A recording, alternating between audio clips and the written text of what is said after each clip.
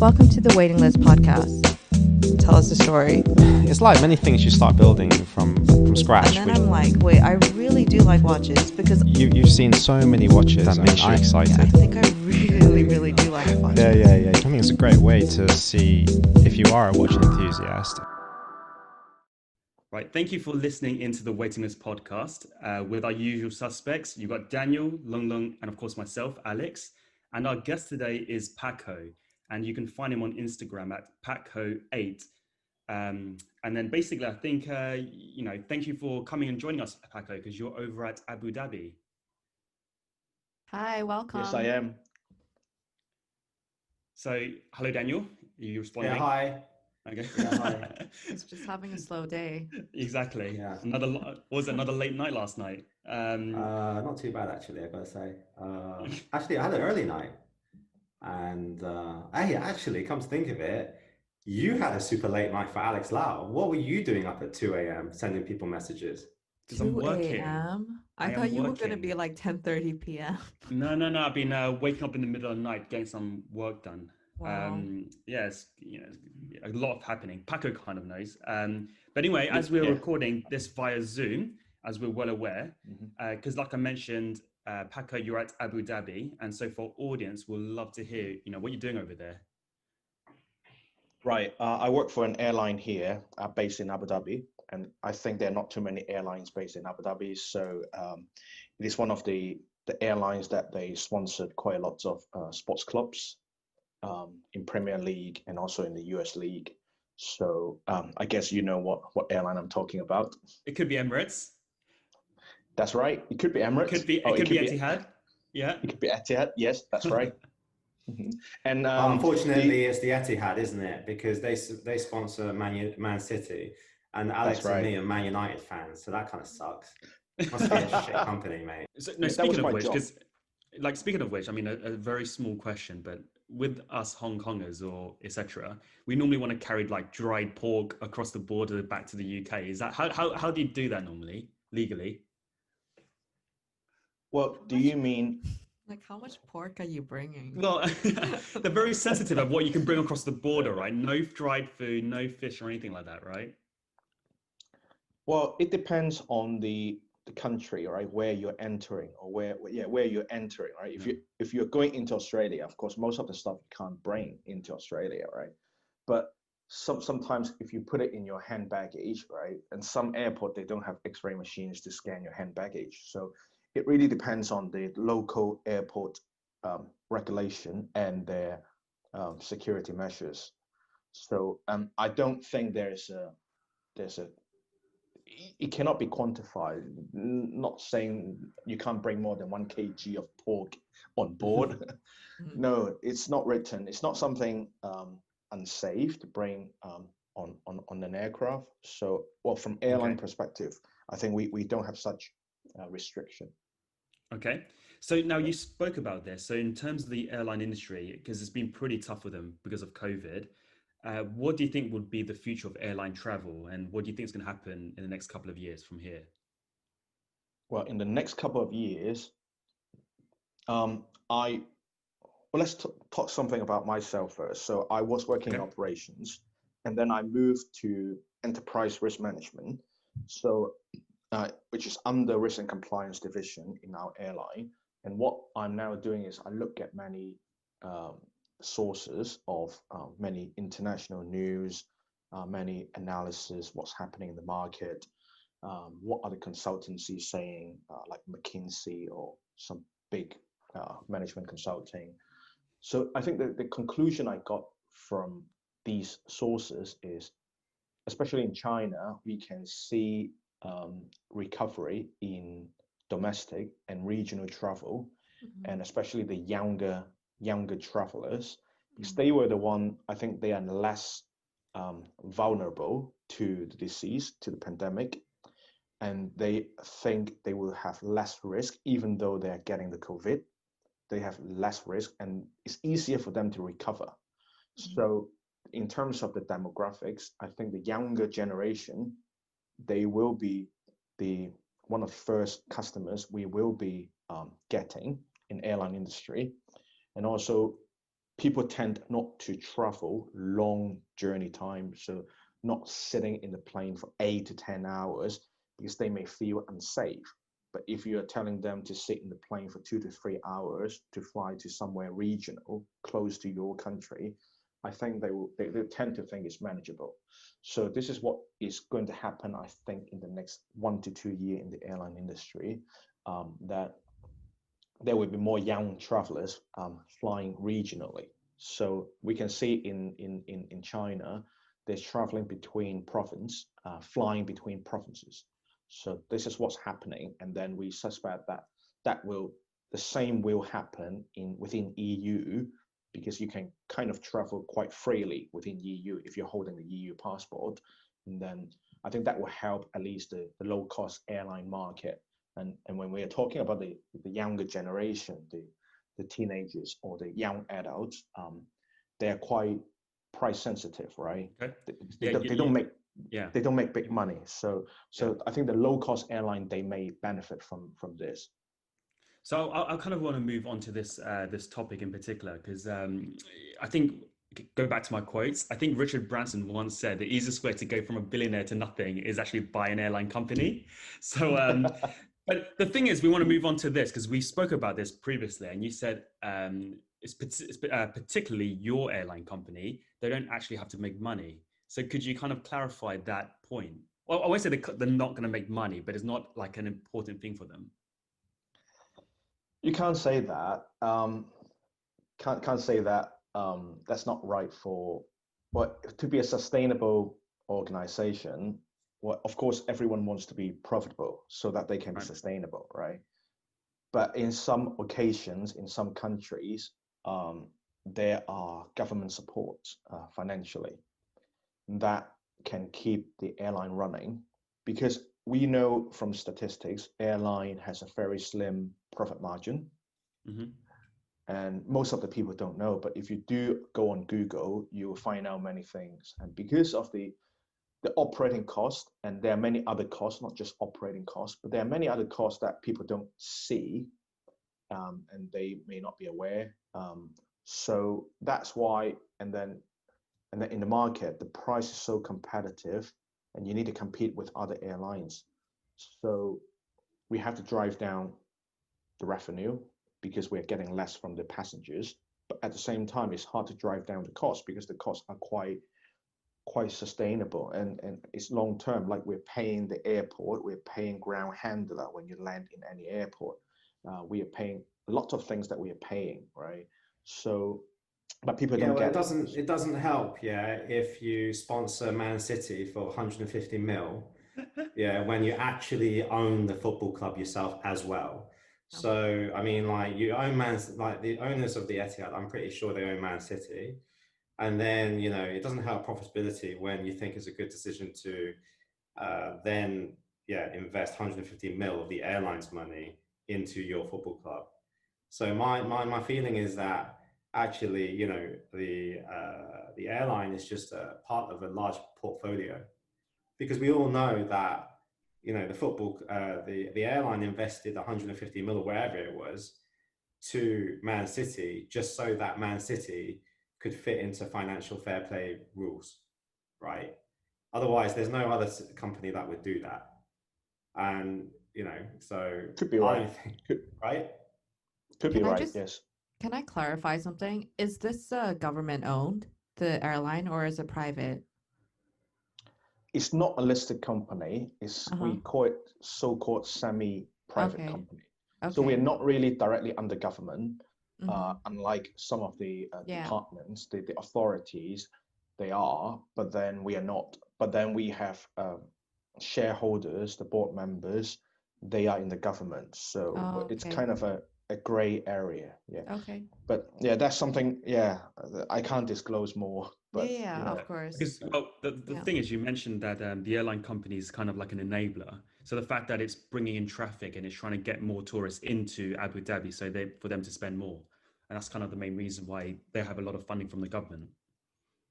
That's right. And if you think about it, airline, it's hard to make money. the cost is so high, and we have to compete with other airlines for the revenue, right? For the ticket price. So, but we are in the industry that drive growth in many other sectors, right? If you think about corporate travel, if you think about why people fly from Hong Kong to, let's say, Shanghai to go to Watches and Wonders, right? That's kind of if they're doing it for business purpose, then we are enabling that kind of market, right? And if you think about many other sectors like tourism, right? If you don't have an airline, how can you have tourism, right? How can you bring people in? Do you have high-speed train like China? So airline is an enabler business that we support many other businesses, including financial sector. So in finance, people fly back and forth to many places or to meet their clients, right? So we're supporting that, right? Without an airline, you can only do it via internet, right? Okay, so this kind of, I'm interested to hear, how did you get into watches now? So because you're in the airline business, is it because you got more time on your hands to really look at things, or you see people in the Abu Dhabi and there's kind of interesting collectors there? But how did you get into watches? How do I get into watches? Well, I've been wearing watches for many years, but if you're saying how do I get into luxury watches, okay, if I don't count those G-Shock or Casio, You can. okay, No, you can. Okay. I can. Okay, well, I've been wearing, like, since young. I wore baby G first, I think, in my primary school, and then I had some. I don't really remember, but I have some stainless steel Casio, which is it's an aviator watch. It's a pilot watch. And then that was my secondary school. And then in my tertiary, I was wearing the same watch. Then when I start to work in Abu Dhabi, then I spoke to one of my friends in Hong Kong who was my previous classmates. So, and then he told me he introduced me to a brand called Rolex.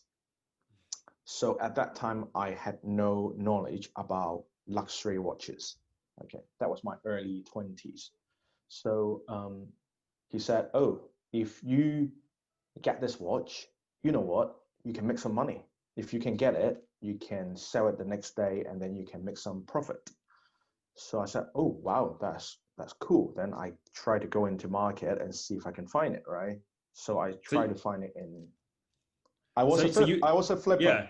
Right, I was about to say, right, okay, Yeah. okay. Yes, That was a long-winded way to say you're a exactly, flipper. exactly. Just get to the point. Yeah. No, I so was your trying friend to get to that point. Okay, Yeah. okay, sure. So I went to Abu Dhabi, then I met the guy in Hong Kong, then I flew back to Abu Dhabi, and then I said, well, I try to find it. If I find it, and then I can make easy money, so why not, right?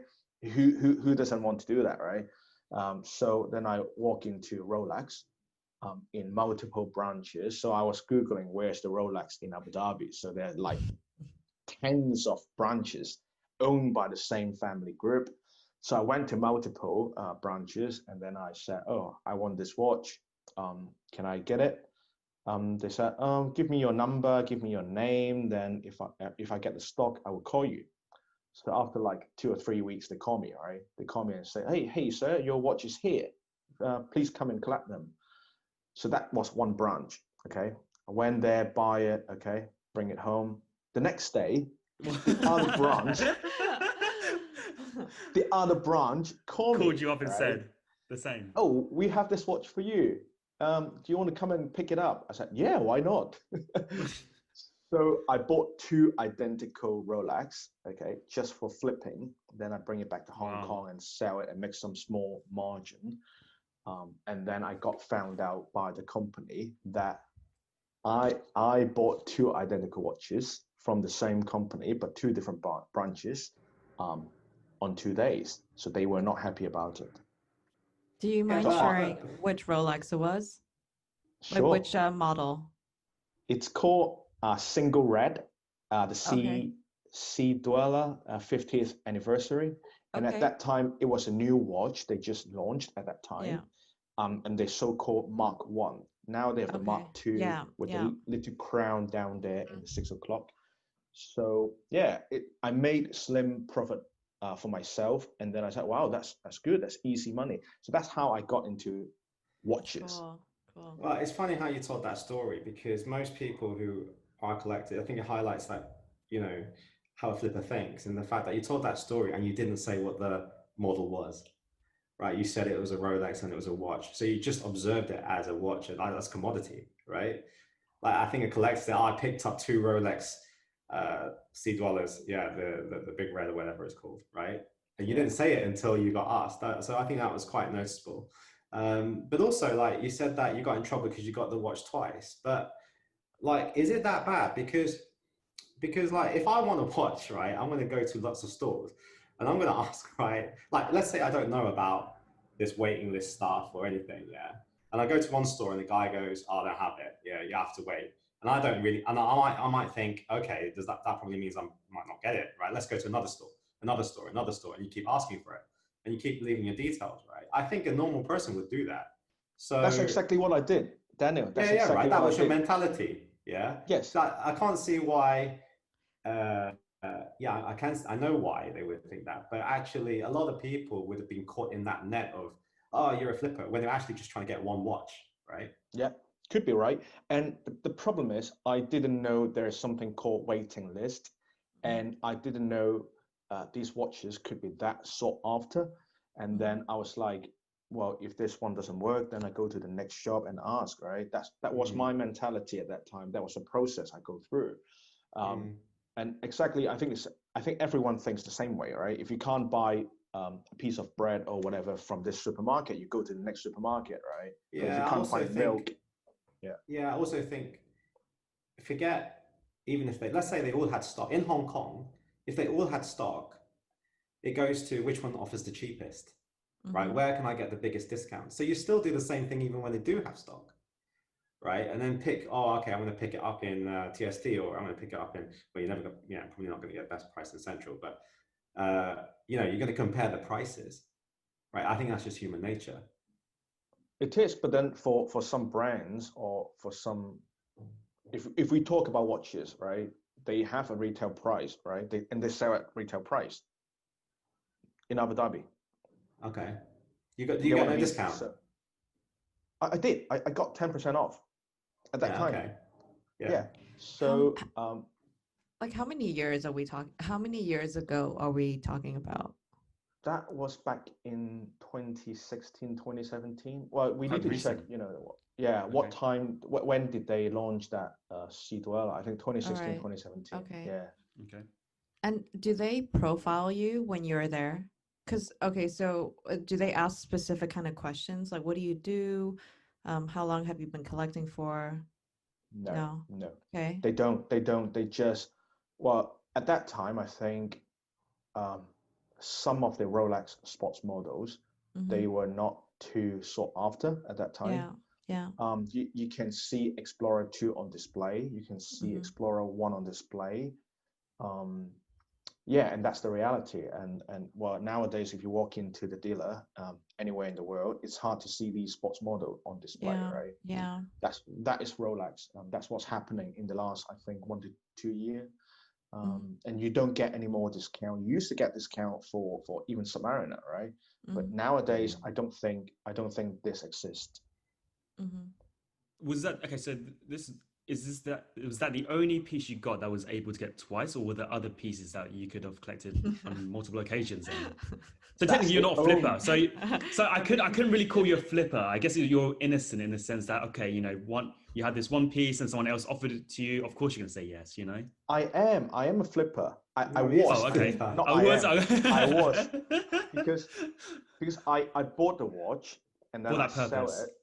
Okay, Yeah, you did. I sold it for profit, right? Right. So Right. it's not only I bought it twice, but then I sold it for margin, for profit margin, right? So that is the definition of flippers to me. And I did that on purpose. But when you're asking me now, when I get into the watches, now I educate myself and then know more about watches. And every time I pick up the timepiece on my hand and I ask myself, do I really want to sell it? Do I really want to make profit from it? And then there's no second time, maybe, that you can't get the second piece. if you Right. sell this one, right? So Right. that's the problem I had. And then when I start to educate myself, then I start to keep more and more watches in my collection. And So then now you're a I'm collector. building up. Yeah, so now you're a collector now. Yeah, I am. I Okay. am. Yes, and I'm looking into more brands now, not just Rolex. Rolex was the starting point, and then I got into Patek. Then I got into Audemars Piguet recently. Mhm. Yeah. So, and most of the watches I bought, I think 90% of the watches I bought in the last 3 years, I kept them all. Okay. So this Yeah. one I asked Daniel because Daniel's in this theme because how would one control whether this person is a flipper, innocent, or someone who actually is a collector? What could the brands could be doing? Why are you saying I'm in the scene? Because you're more involved with the brand, so you get You're to the see biggest and flipper talk here. exactly. No, but you get to Oh my talk to these God, people companies are and know more actually about going to them. believe that. Yeah, You know that, exactly. right? You I had just to get you roasted back. me there. Burn Right. you completely. Okay. Um, What about it? What was the question? I was going to ask you, so how would like a company control that? So stopping someone from flipping, or how do they do the identification whether this Well, person is a collector or not? okay, so I think Pakho mentioned something that, this was like not that long ago, 2017, right? Yeah, That around that time. Yeah. he was making money out of flipping watches. And I don't think the phenomenon of flipping watches and making money has existed that long. So obviously the market made that, or brands made that scenario where people could make money out of Hmm. watches. I think they probably were thinking, I want to make my watch more exclusive, more desirable. Absolutely. And as a result of that, it made the secondary market price higher. And at the beginning, I thought they would have thought that's great. Yeah, because that makes it desirable. People want it more and everything. And then what they probably got upset about is that people started to make money out of that. And that money wasn't going into their pocket. It was going into other people's pockets, right? That's right. And so that whole time period, it would have taken time for the brands to realize. And it would have taken extra time for them to then come up with a protocol on how to deal with Do this. something about it. Yeah. So, my understanding is, we have mutual friends that have been blacklisted, right? Are you talking about Alex? Oh. Yeah, I The can't get person who's anything. roasting today is getting Exactly, in I was there like- quick because they're guilty. Exactly. Right? They're getting in there, yeah, because they're guilty and trying to put the shit on everybody else. Okay, Right? let me just point out something. I think it's fine to be a collector and be flipping, by the way. Yeah. I think There you it's go. There's the fine. excuse. There's the excuse. Oh. No, because okay, honestly, I haven't flipped, but when I flip, which I will eventually, I'll be really open about it. I'll even tell people, "Hey, this is a good shop that will pay you a premium for the watches." Because I think if you genuinely still want to buy stuff, you can still buy stuff, right? If I really get blacklisted from every single brand, I would tell myself I better be making enough money to just walk into a gray dealer and pay premium and just buy it and make Well, like no noise about it. I think the word flipping though doesn't mean you buy a watch and then just sell it. Yeah, It's you an gotta. immediate sell. So Okay. it's That's literally right. like flipping burgers. So Okay. you get the watch and literally in the space of I'd say max a month, it's Okay. already gone to somebody else. Oh, okay. Right? You Okay. had no intention of wearing it. Okay. Your intention is, I think Patco put emphasis on it. The intention was to make money. Okay. So yeah, I think the brands would have addressed that, and I think now they're more profiling. So let's just, for example, say you pick up they give you an allocation for a Nautilus, Mm. right? And then not long after, you're asking for a 5712, Mm-hmm. right? And then maybe 5980, all those kind of watches, Mm-hmm. right? Mm. Before, I think the profiling, it's better to give it to a person who's spent before. So we'll give the 5712 to the guy that's just bought the 5711, right? Because he's got track record, he's building up his purchase history. Yeah. But now they are saying, hang on a minute, we've just given him a 5711. Why is he asking for another Nautilus? which, yeah, okay, people can go on the dial so different and stuff, but it's still a Nautilus, right? Mm. Why does he want it so quick? Why is he not getting the enjoyment out of that watch for a duration of time? Why is he so desperate to get the next piece? And I think that puts a red flag. But then from a Well, previous collectors, I've noticed there's a few of my collectors or friends that I know who's been collecting for 20 years and they have that collector mentality where they do want the full set. Like your guy who mentioned he had the 1518 and 2499s in all 6 different materials and variations. Yeah. So I think there are people that do exist Yeah, I'm not like saying you that. don't get the watch. No. Yeah, but certainly put a flag up and think, hang on, we need to do more due diligence with this piece and with this person. And I think particularly brand people are actually, when you meet them, they're collecting information about you. I mean, we've been to, I mean, there's no doubt, not really anything like surprising that at AP, we've been there and we know that they're profiling us, right, all the time. They're profiling where we're eating. They're profiling who we're hanging out with, who we come to AP House with, what the relationships are like between us, all of that to try and get the information on whether this person is a viable option to give a piece to. Well, that is shocking, Daniel, or from what I heard from you just now, because I didn't know that. Like they were collecting lots of data or information about the potential customers, right? That's really shocking to me. And there's some experience I can share. I've been buying many of my watches in UAE, United Arab Emirates. That's how the country is called, and Abu Dhabi is the capital. So I've been buying many watches in this country, and the dealer, the biggest dealer in this country, they have lots of brands, okay, including Rolex, Patek, Audemars Piguet, FB Journe. So most of the big brands, they have them, right, in the only single dealership in Dubai. So, and they've been tracking my records of what kind of watches I bought since the beginning.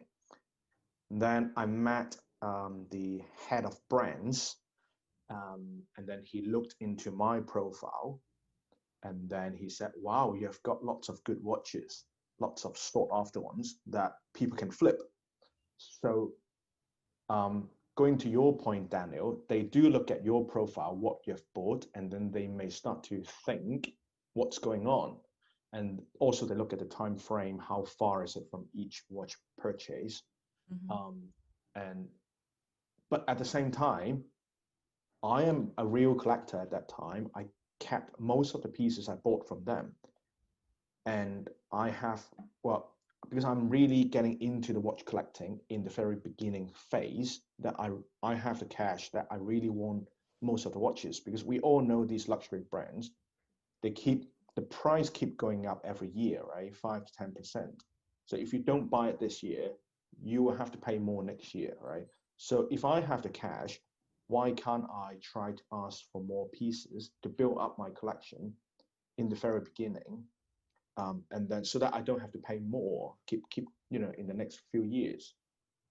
So is your mentality starting to change from kind of finding these hot pieces, or you're still looking for these hot pieces? I mean, I'm trying to work out where is your collecting angle now? Great. Yeah, great question. I'm still looking for some pieces and modern pieces that you can buy from the dealers. So I've been talking to one of the dealers in Hong Kong. I really want Nautilus, because I have Aquanaut, but the reason why I want these watches, because I like their functions. I fly back and forth Hong Kong and Abu Dhabi, or sometimes to the west in Europe. So I need a watch that has GMT function or real-time function, because that's handy for me. So I've asked them for 5164, and then in the end they gave me 5167. So I told them, but I still need a watch with dual time function. So then next thing I ask, not a 5164, because I've already got the 5167, which is the Aquanaut with the basic movement. But why not get a GMT? Sorry, I do apologize for cutting you. But why not get a GMT? Why, if you want that function, why do you have to spend so much more to get a Patek 5164? Well, because I have GMT already, so but I want something better than a GMT. I want the function of, you know, if you have 5164 or 5990, if you look at the two buttons on the left hand side, you can press plus or minus, right? But if you use the GMT in Rolex, you have to screw the crown and then to adjust that extra hand, which is what I don't like. I like the function of having a button on the left hand side of the watch that I can do easily plus and minus the time zone. So that's why I told them, okay, since you have given me a 5167, the next watch I would like to get from your company would be a 5990, because that's another dual time zone watch. Yeah, so that's how I think about my watch collecting. And then going back to your question, Alex, about the GMT, I start to look into vintage GMT now, because if you look at the price of the GMT now, the Pepsi and the Batman, they're selling almost the double of the retail price, and I don't appreciate that, and I don't see the point of spending that amount of money to get that timepiece. And I would rather invest in something that they no longer supply, they don't make it in the factory. And I start to appreciate, when I start to educate myself about vintage watches, then I start to like these vintage pieces. And because GMT has the function I wanted, right? So the vintage watch I'm looking for at the moment is 1675 in Rolex. Yeah. So you're entering quite a different phase entirely. So you skipped a couple there, because you know, in recent times, I've noticed that you started collecting quite a lot of APs. So what kind of brought that rapid purchasing from, you know, what brought that up? Yeah, AP, I bought 15500 ST earlier this year, I think. Yeah, that was for my birthday. My wife bought it for me. That was my birthday present back in April. So I've been asking for that piece since they had the 15400. But then, of course, they've discontinued that. And then they got me a 15500 in Hong Kong. So they were asking me, do I prefer the black dial or the white dial? And we know the white dial is kind of the new color in 2020, right? The black one, they launched it in 2019. So I said, then I'll get the new color, right? Because that's more exclusive, right, at that time. So yeah, that's my piece. And then my wife got, she got the Royal Oak, the quartz movement, and then she got the skeleton. And then I'm planning to get the 15500 in rose gold in leather strap, because I think I like the strap with AP, the bracelet. I like that bracelet because that is so distinctive. But I want it to, if I can wear it at work, I would rather have something on leather strap, because that looks more classy. That's more like a dress watch. So yeah, that's what I'm recently purchasing from Audemars Piguet. So your story is you're flipping watches, and then you got into actually appreciating these pieces. But the pieces you're talking about, if you come from a flipper mentality, your education or your interest will be literally just on the hot models, right? So when you're, I think we've spoken privately as well, where you said 70% of your decision making on whether to buy a watch is whether it will hold value or make money, right? So Yes. when you think like that, but as a collector, it's a nice feeling to have, obviously. But if it actually goes up in value and you don't sell it, you don't actually make money, right? It's always just kept in your collection. Yes. Right? Yeah, it doesn't lose money.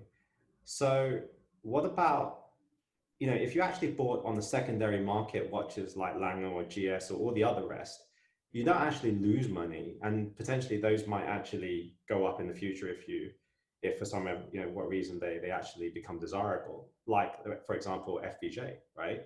Before Correct. not desirable, now desirable. Don't you find it's a bit limiting, one, on the fact that you're just on hot models? And how do you think that's just your taste? Because if you walked out as a collector and you had these pieces, I think we can read into a lot of how people collect. it would definitely highlight the fact that you put investable, the investing side and the money side very strongly in your collection. Is that how you want to portray it? I mean, it's no problem if you want to, but I'm just saying, I'm just asking. I just don't. There's a bit of like, You want a bit of buying clarity of something. what he's saying. There's buying something, right? Because you want to make money, but then when you don't release it, you're not going to make the money anyway. And if you buy on a secondary market, you're not going to lose money anyway, pretty much. So you actually have a whole pool of watches that you could actually go for, and you don't have to be limiting yourself to just the hot models. Man, that took ages to formulate in my mind, but that's the question. Yeah.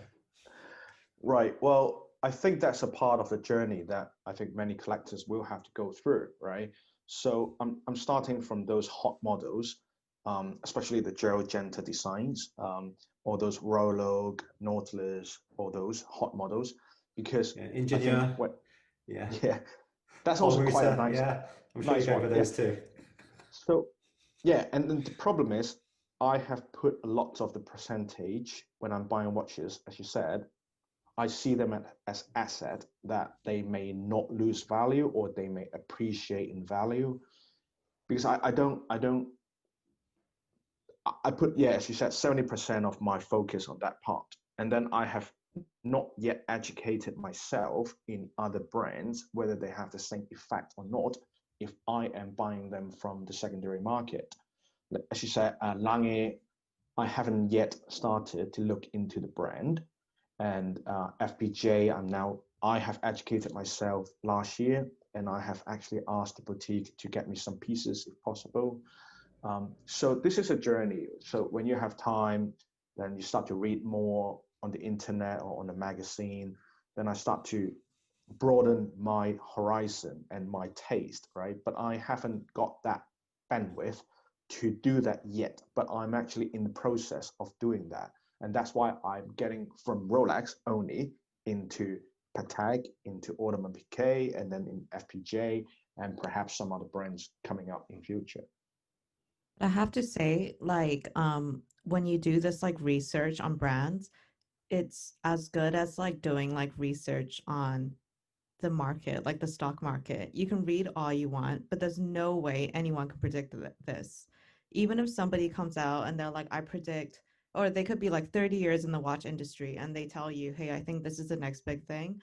I'm always like, nah, it's just a prediction, doesn't actually mean anything. Like Rolex to me is like a blue chip stock. You can just buy it and you kind of know it will go up. You can buy any blue chip stock and know, okay, it's going to do all right.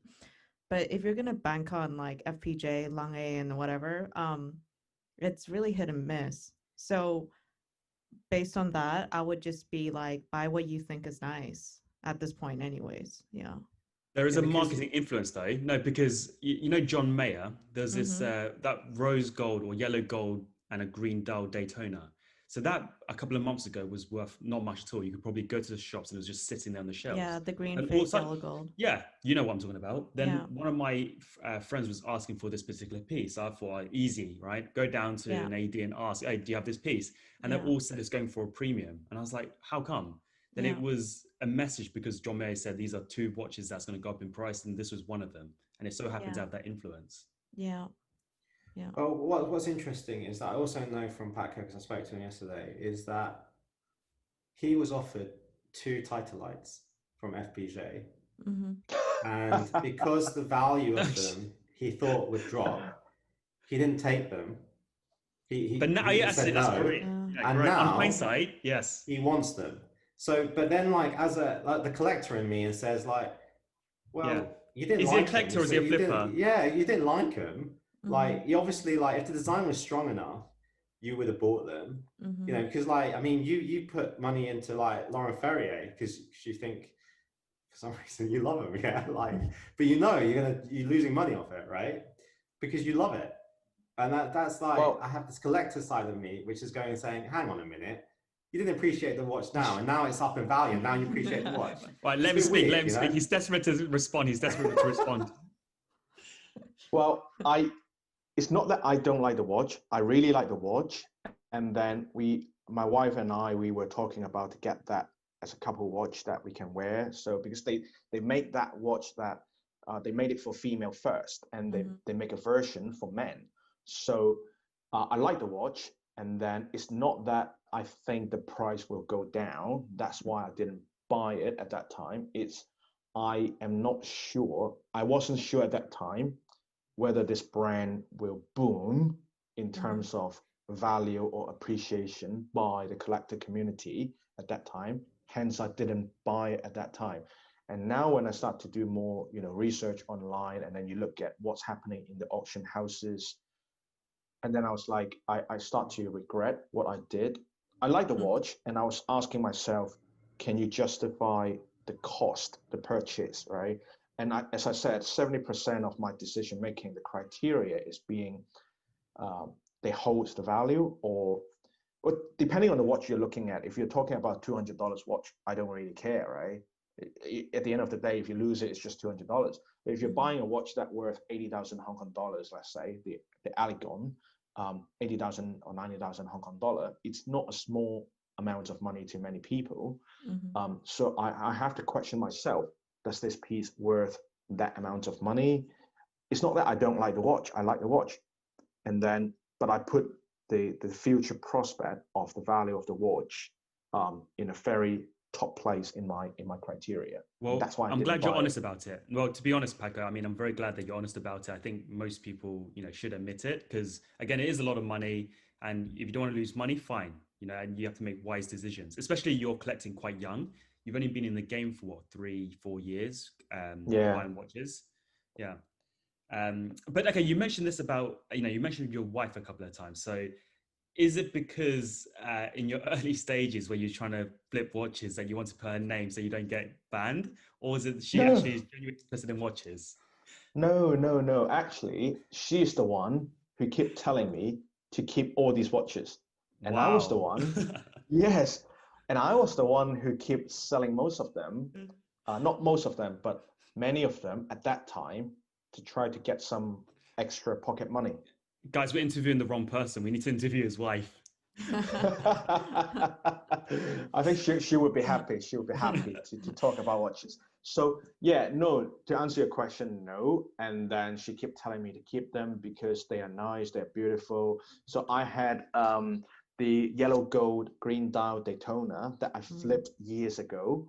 She told me to keep it, and then she said, "Well, it's nice, it's beautiful." And then if you look at the price now compared to the price back in 2018, that has a big, jump in the value. Premium. So yes, so that's the thing. She keep encouraging me to keep it, put it in my collection, don't sell them.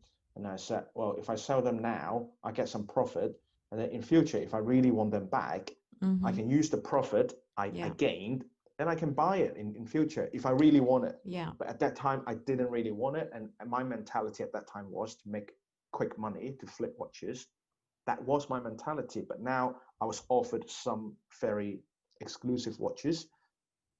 I don't want to sell them anymore, because if I sell them, who knows if I can get a second piece. So that's the turning point I had in 2018, 2019. Yeah. So now you regard yourself as a collector, and you were a flipper, and you've just mentioned the green dial, the yellow gold Daytona, which is now, you're saying, I guess you probably flipped it, and then it's going to be hard for you to get that piece now. How do you regard flippers now as a collector? Well, as a collector, that's a tricky one, because I was one of them. I was one of the flippers. So I don't hate them, and I completely understand why they're doing it, because I did the same thing. So I understand their situation. But if you're asking me from a watch collector point of view, it's making me tougher to get the timepiece I want, unless the brand is going to do something to the flippers to identify the flippers, or they make more supply. But then again, if they make more supply, then the timepieces won't be that exclusive, and then the price of the watches won't be at a premium, right? So that's a very tricky one in the watchmaking industry, I think. I actually don't blame the flippers, to be honest. Like, I think if the brand creates an opportunity, it's an opportunity within the market, and people have taken advantage of it. But at the end of the day, you've just said if the brand wants to open up the taps and make more watches, they could do. So they actually like the fact that it commands a premium on the market. I swear, if some of that money was going back to them, I'm sure they wouldn't be complaining. Mm-hmm. But there's one thing I don't like is if some of your friends or people that you know a long time back and they start to contact you and ask you, oh, can you get me this piece? And then if they flip it, I won't be happy, right? Because you're leveraging my network, or you're leveraging my ability to make benefit for yourself, and I may not gain anything. Then what's the point, right? That's the story of our lives. Yeah, I was going to say. All of us have the same experience. All of us. Yeah. Put your hand up if that's happened to you. Alex is like 10 hands. Yeah, but I don't mind to help if I can to a collector if he's really wearing the watch or enjoying the watch. That's fine. But if you're flipping it in a month, in a week, then of course, if I found out, I won't be happy, right? And the same goes to my friends or to you guys is, I have to ask some people or my friends to help me and guide me how to get some of the timepieces, right? Because most of the watches I want is so hard to find them in the market anywhere in the world. Like Nautilus is an example, right? So I ask for advice, but I don't ask the person, can you get me that piece, right? Because why would they help me? Why would they, even if they're able to? So I would ask for recommendations from my friends. I think it's something that we actually need to spend some time on, because there are people that ask us for watches, right? And it's like, if you don't get it for them, they're so annoyed at you. Like, they're like, huh? Like, why are you being so anal about it, right? But I think perhaps no one can tell a story about, where you've been burned. And maybe that would educate people on why, sometimes we have the resource, but we don't want to do it. And it's not because we're just being anal about it. There's actually a valid reason for it. Like, I think maybe you could tell a story about that. Yeah, but before I tell the story, I want to know whether it makes a difference to you if your friends had actually said to you, hey, I'm gonna flip it. So if they actually came clean to you and told you, I'm about to flip this, would you have been okay? No, because no. Okay. I don't encourage that. If they are my friends, I don't encourage it. No. Because I think there's 2 points there. Before you tell your story, is like, if your friend, we're a friend. Now you have to use inverted commas now, right? Yeah. If a friend flips it, and he, with the intention of flipping it, which is make money, and he didn't tell you, I think that's a big question mark over that friend, right? If the guy said, I want to flip it, can you get it for me? I'll say no. We'll still be friends. Like, I mean, if somebody did that to you, it sounds like somebody has done that to you, Pakho. Do you still regard them as a friend? Well, no, and also, that was the end of one friendship. Goodbye. I just can't. I don't accept that, because I think it is ridiculous. It is ridiculous. No matter how close we are or we were, I don't think that is acceptable to me, because my perspective has changed, right? When I was a flipper, then if I can get it for you, then why I can't? I could have flipped myself, right? Flip it for myself. Then why would I do it for you? And when I have now become a collector, not flipping watches anymore, then I will ask, what if I get it for you? If you flip it, even you tell me or not, I wouldn't encourage it. I wouldn't encourage it if you were my friends. Okay. So Long, go on. Let's hear your story. Well, this is a story I think we all have, but I think, But is it the most recent one, the Chinese person? Okay, so this has happened to me quite a few times. Like, okay, the one with the friend, right? It's still a friend, but I told the friend straight up, I am never fucking ever helping you ever fucking again. And if I catch you at AP, Like Oh I'm shit. gonna Oh tell no. them that you're flipping it. All So right. so that for So, me, it's like, okay, I've given you warning, but you're still my friend, but I'm never helping you. Um, So you and it still was, stay friends with them? yeah, but for me, it Wow. was more the fact that, listen, if you want to make money, just come clean because I would just, I mean, at least I'll be like, I won't sound like an idiot. I'll be there like, yeah, my friend's enjoying the watch, but actually the watch is like floating around on the secondary market, right? Okay, so that's the first friend. Second guy was don't really know this guy well, and then he was like, can you help my can you help my bro? Like, do we all speak Mandarin here? No, right? Okay, but it's like, No, I can. You can speak. Yeah. can you help my bro out? My bro's girlfriend wants a watch. So I took it literally, brother, like brother, family, brother. So I was like, yeah, of course, like which watch? And it was a woman's offshore white dial, dark With the blue diamonds. subdials with the Yeah. diamonds. So Yeah, I know which one. last Yeah. year's one, right? The most recent one. And then he had actually gone to IFC already, and he couldn't get it. They said to him, "This we don't have this color. Why don't you buy this other color?" So he sent the picture to me, and he's like, "Yeah, do you think you can get this color?" And I thought to myself, "Oh, it's probably nice for me to send it to my salesperson because it's harder for them to move women's watches, right?" Anyway, so they're like, "Yeah, it's at IFC." So obviously I'm not going to tell this guy, oh, it's at IFC in the back, by the way. So I was like, okay, why don't you let me arrange the meeting and you can go back. And then I was like, by the way, they're probably going to ask you some questions like, how do you know Long? What's the relationship and so on. And I was like, just don't, I mean, don't act like a complete stranger, right? Like, who is this person or whatever. Anyways, that person basically took zero like advice, completely did not care, picked up the watch, no thank you, no follow-up message, nothing. Oh And shit. I had to follow up Wow. and be like, hey, did you get the watch? And then he was like, yeah. And and I was even like, hey, you can get the receipt to claim IFC points. I was still being nice because I thought it was a brother, but actually he meant bro, like as in, hey, bro, like random bro, like just business partner, bro. Anyways, so I was so mad, and I was telling Dan about the story, and then I thought, oh my god, doing all that coordination, and in the end, they probably think I got a cut out of it.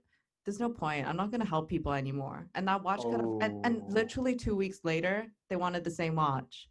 So I was like, oh my That's God, not so helping people disgusting, anymore. man. seriously. Disgusting. That's Yeah. disgusting. well, let's put it this way, right? Yeah. I know a lot of watch collectors. I have a good relationship with Long and Alex, Do you? right? She's on fire today. She's really trying, laying it on you, thick, Daniel. What have you done? What have you done today? Well, I would say it's a kind of an affection, I think.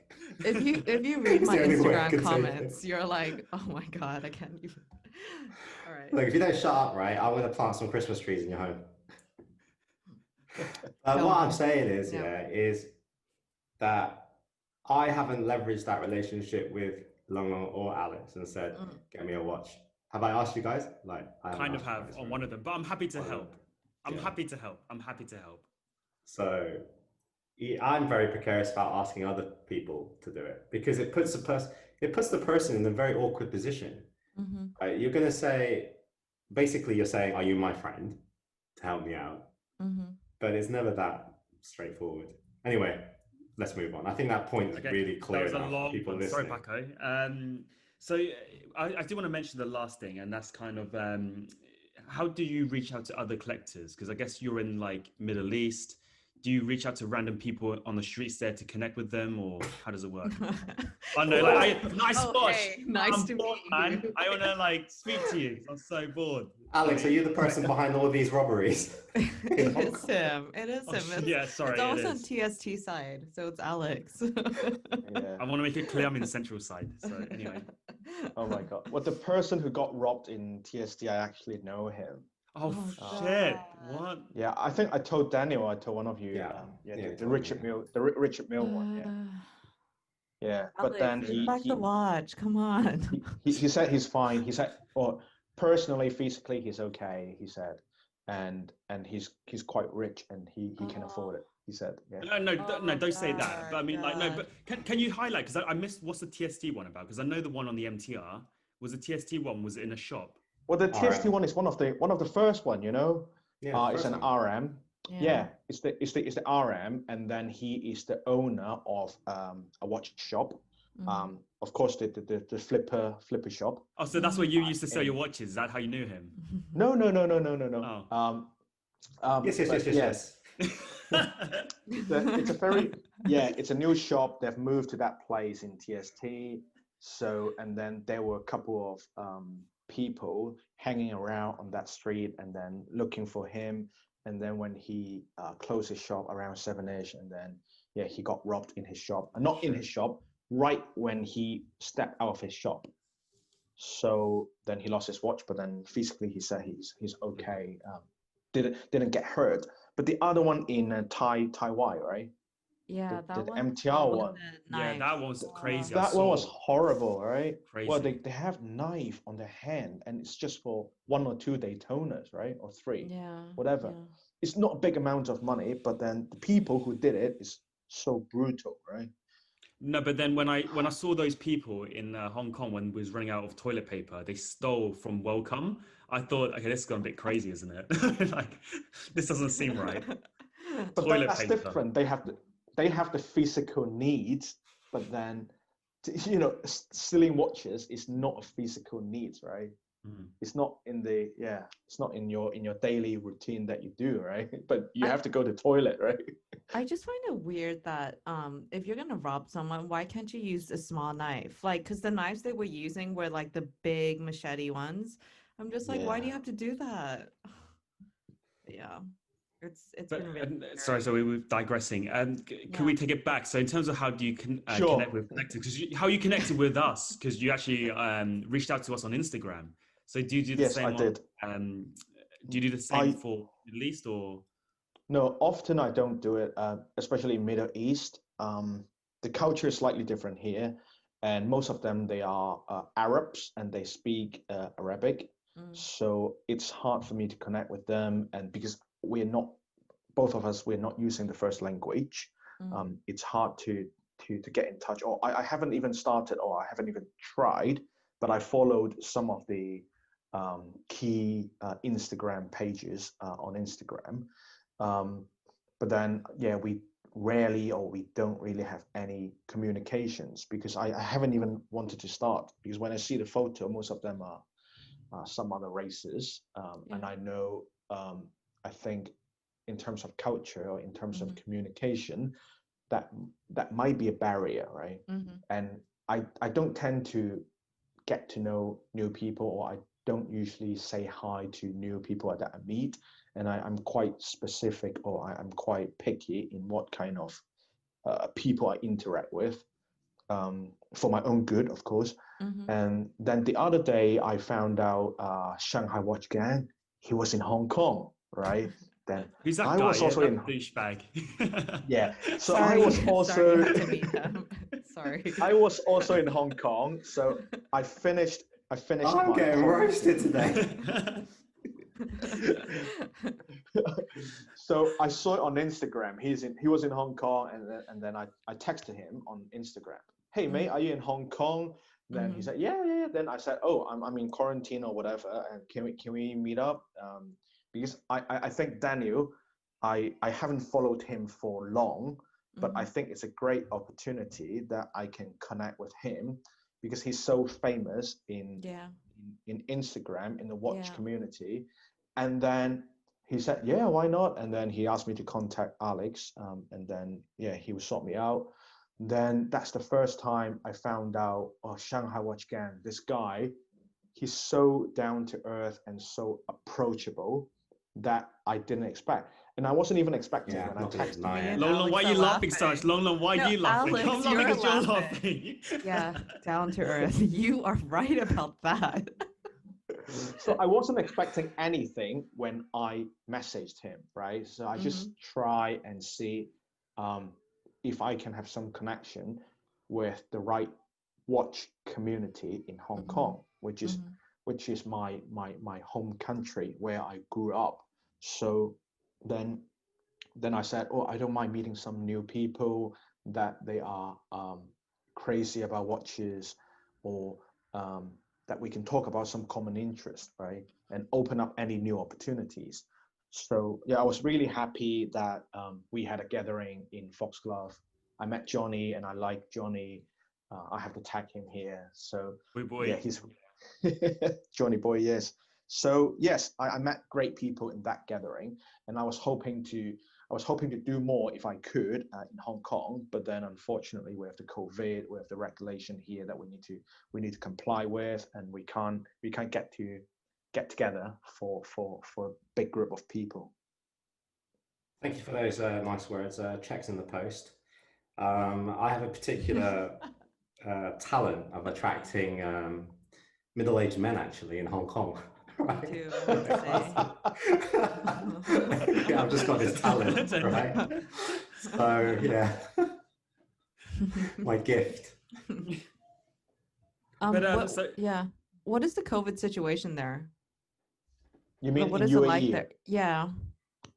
Well, in terms of numbers, we have roughly 600 to 700 cases per day, which is quite a lot. If you compare that to Hong Kong, that's quite a lot. And the awareness of people wearing face masks or social distancing is quite bad.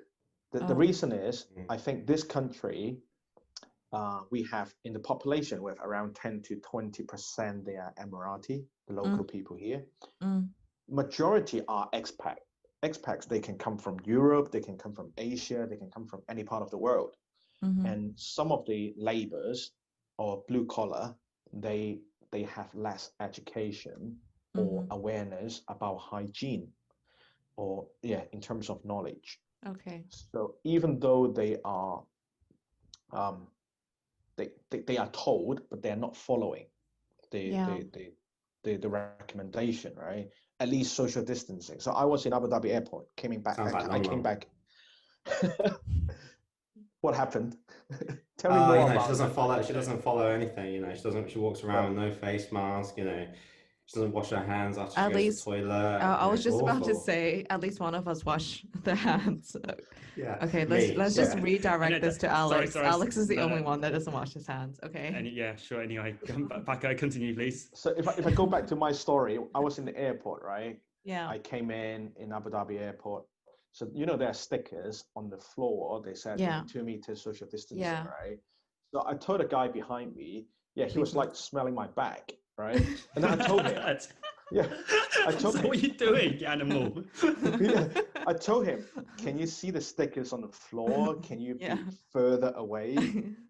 I'm not being disrespectful, or I'm not trying to be a racist, but then I feel they are causing problem to me. I'm feeling unsafe, so I decided to speak up, right? And it's just common sense to anyone now. In developed country or even developing countries, you know what social distancing is, right? Try not to be too close to anyone, right? It's hard to say. Like, in China, when you line up, Dan, don't you realize like Chinese people have very little like private space? There is no. I think in China, right, people are more okay with physical contact. So in the metro in London or Hong Kong, right? Even when it's like jam-packed, right? There's like a thin piece of air between you and the next person, right? But in the, or even like when people wear their backpack, right? And they don't put it on the floor in front of this, like, oh my God, you've taken extra space, right? But when like in China, if somebody wallops you with their backpack, it's like, oh, sorry, mate. That's right. It's like they're okay hit you with a baseball bat. It's like normal. They're more accustomed to physical contact. So likewise, if you give them the arm, they're like, oh, okay. They're not bothered about it. But I think the things on the floor, no matter which country you're in, they don't work that well. Because you're not always looking at the floor, right? Especially the lift ones. The ones in the lift, because they point outwards, so you're supposed to go in the corner and like face the wall. Like what? Face the wall and shut up, basically. But I think there's no better solution, right? At the moment, I think the stickers on the floor, that's the easiest and quickest solution to tell people to put your feet on that sticker, right? Yeah. Yeah. That's the easiest thing to do right now. And also, well, coming back to Daniel's point, I think it depends on where you're talking about. If you're in a metropolitan cities or Mhm. place, people have different perception about social distancing or personal space, right? If you're in London, in Tokyo, in Hong Kong, in New York, people they get used to it, right? Because of this is how it is, right? But then when you're talking about now COVID cases, what do people still do the same thing on MTR? Do they still get that close? If you go to Admiralty MTR, for example, are they still trying to pack as many people as they can in one MTR train? I haven't seen that, and I rarely travel on MTR, so I don't know what's happening now in MTR in Hong Kong. Or maybe you guys can share more. The best way to get some space in the MTR right now is to cough, right? Oh yeah, agreed, Cough agreed. in your mask, right? Yeah. Oh Wait, my God, the looks you'll get, but damn, it works, man. You'll get but space. but Dan, why don't you share with everyone what else you do on the MTR that scares little girls away? Okay, wait. I Well, have to let's make not. Let's not. I mean, let's not. Okay, I have to make a point though. In the female bathroom at my office, there are 3 stalls, right? This has got nothing to And do with me. yeah, this is a separate thing. Like Dan wasn't in that Oh, no, bathroom. But then since the numbers started dwindling, so in Hong Kong, I think yesterday we only had 3 cases. So for people listening, we're in September right now. You can just see every week girls are not washing their hands anymore. It went from like What? at What? least 10 seconds of using soap and washing. The minimum should be 20 seconds, right? But it went from like, okay, 10 seconds. Now they don't even wash their hands. And I'm like sitting in the bathroom like, oh my God, people are not washing their hands. I thought girls would be totally on that, right? No, dude, Like girls are guys, every time I go gross. to the men's toilet, bro, Yeah. they are every guy is washing their hands. Are you saying Exactly. guys are more hygienic than girls? Yeah, for sure. Oh 100%. my Because some girls God. don't wash their hands and I see them open the Uh, compact powder and they Oh, get the no powder way. and they put it on their face. You might as well Oh like boy. smear your face on the toilet bowl. Like it's disgusting. Shit. Ew. Oh god. Yeah. Well, yeah. okay. On that end, we have Is to that is that is move that on is to that how you Pippa. got the mosquito bite, on Yeah, your lip? Yeah, it by putting is. It that. is. I mean, I'm just like smearing. I mean, I don't even wash my when was the last time I washed my hands? Like 2018. All right, good. Let's end on another note. Yeah. But in terms of the quickfire rounds, we're gonna have to go through them with you, Paco, and no skips. You know how it works. So we're gonna ask you a series of questions, and it's nice and easy. So first of all, Abu Dhabi or Hong Kong? Wow. Tough one. In terms of what? Well, living. In general. Yeah, Living? Yeah, general. general. You can factor in girls for that. That's pretty important. Yeah, I was actually thinking that. Well, living. In terms of living, Abu Dhabi. Wow. How come? Yeah, Oh, should come I on, further man. Hong Kong elaborate? is Yeah. shit. Well, Well, the well, space for one. exactly. The I think heat, though. point Yeah. No, number but Abu one. Dhabi, the heat is crazy, isn't it? You can't go out for But like then 8, you, 9, 10 months of the year. And Hong yeah, Kong's but heat you, is so much better. Yeah. Well, it should be better slightly, right? no, that's the misconception I think most of the people have about the heat. Most of the activities we do, it's indoor, Mhm, so it's air conditioned. And that's how the country is designed. mhm, Um, and most of the things, there are not too many pedestrians on the road. There are many places you can't walk to, so you mhm, have to either take a taxi or you drive. mhm, That's how the urban design is in this country, because you can't walk basically. Yeah, if mhm, you walk in under the sun for like 2 minutes, you'll be sweating like hell. mhm. So um, and most of the things, yeah, we do indoors. So about the heat is not a problem to me or to many of the people here. But in terms of space, I think yeah, it's more spacious here, obviously, comparing to Hong Kong. Okay. The in general, the apartments or the housing in Hong Kong, they're just tiny, and then Hmm. I think it's not worth the money, not worth investing, to me, in my opinion, because you're buying A shoebox. pigeonhole for for such a high price where you can get somewhere nicer elsewhere in the world, and then you can Okay. enjoy that with your family. So that's why I picked Abu Dhabi. It's more Okay. chilled, more relaxing here in Abu Dhabi. Hong Mm. Kong is good for tourists, I would say. Okay.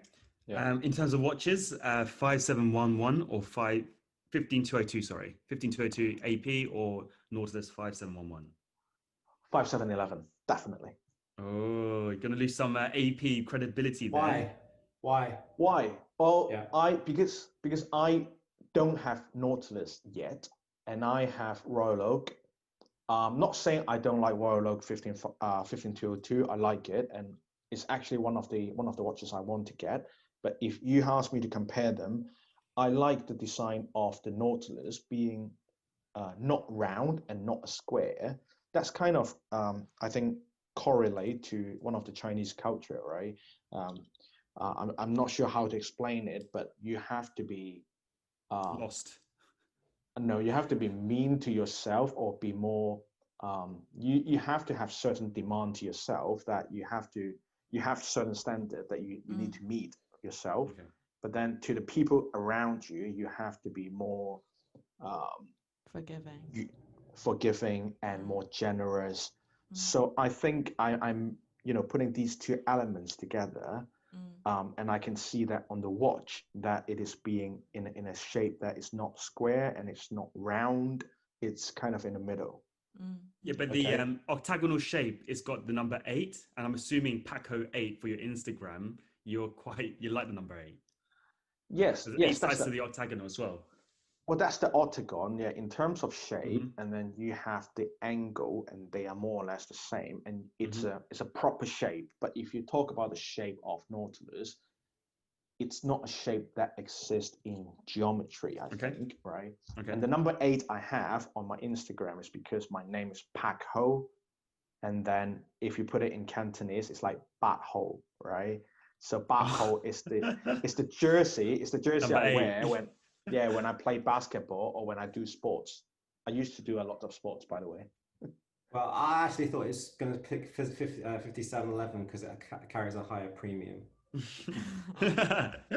Well, both of them. That was me. That was me. Okay, no, don't explain, Pakho. Don't explain. Okay, Right. what is your favorite film? Well, I don't watch a lot of films, but then By there the way, was it's one I quick fire. watched. You don't have to give an explanation to everything. But Okay, fine. Well, the thing is, I don't really watch films, but then, I like some of the Christopher Nolan's films recently. Yeah. Okay, get that one. Name of a memorable or significant moment in your life that is unique to you. Well, unique to me, that will be when my little baby Harry was born in Hong Kong this year in June. That is the very unique moment I had. Yeah. Beautiful. It is amazing. Like for people that haven't had that, there isn't anything that you can compare that to. Like I couldn't say something and it feels like that. It's one of those only things that actually has that feeling attached to it. It's amazing. Sweet. Yeah. And Pakho, so how would you define yourself in 3 words? Ooh. Resilient.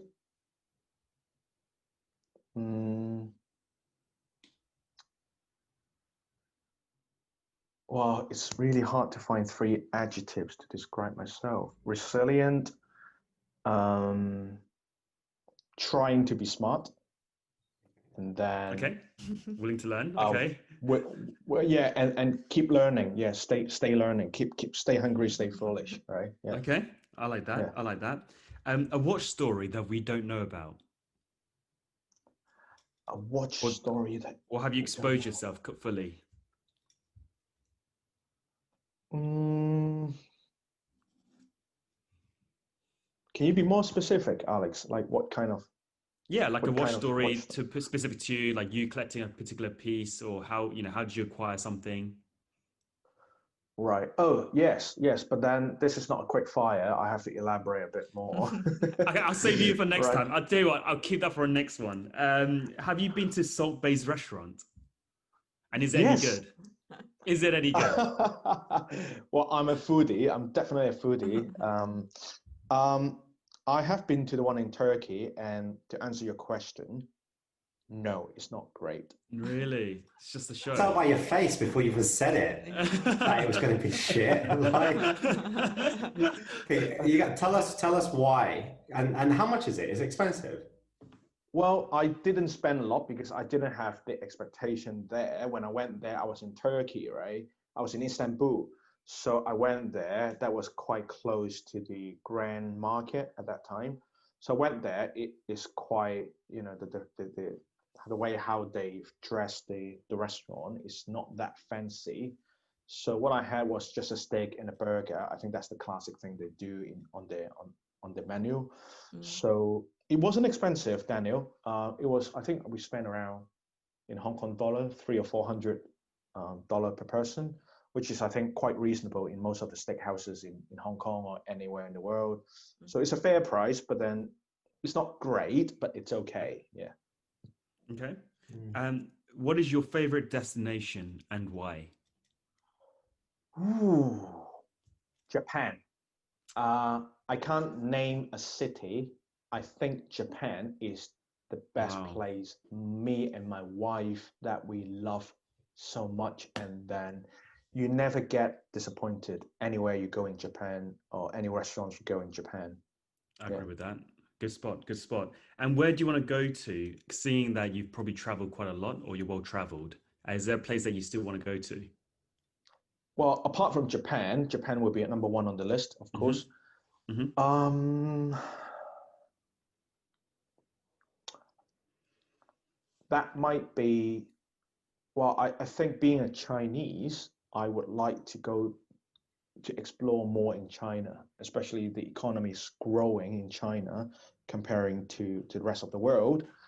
And I haven't been to China. I think I've been to China less than 10 times. Okay. Yeah, so not a lot.